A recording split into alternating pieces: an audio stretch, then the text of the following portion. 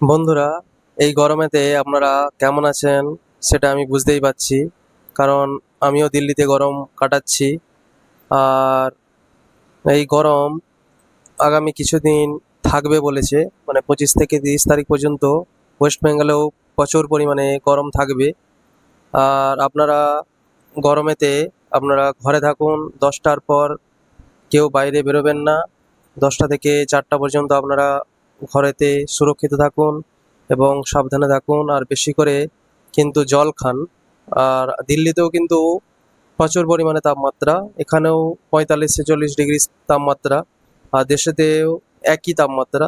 দিল্লির ওয়েদার আর দেশের ওয়েদার একই। এখানে যদি বৃষ্টি হয়, তারপরের দিন বাড়িতে ফোন করলেই দেশেও কিন্তু বৃষ্টি হয়, শুনতে পাই।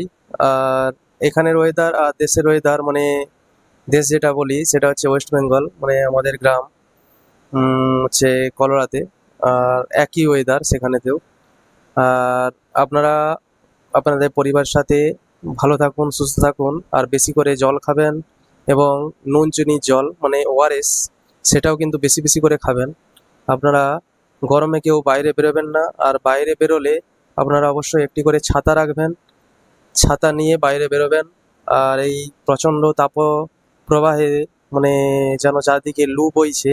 আর আপনারা আপনাদের পরিবারের সন্তানদের কিন্তু বাইরে বেরোতে বারণ করবেন।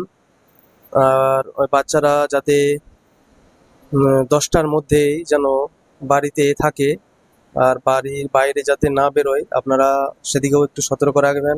কারণ এই গরমে আহ, প্রচুর কিন্তু মানুষের কষ্ট হয়, সেটা আমিও জানি। আর আমিও দিল্লিতে এই গরম কাটাচ্ছি। আর এই গরম কিন্তু অন্যান্য বছরের চেয়েও রেকর্ড করতে চলেছে।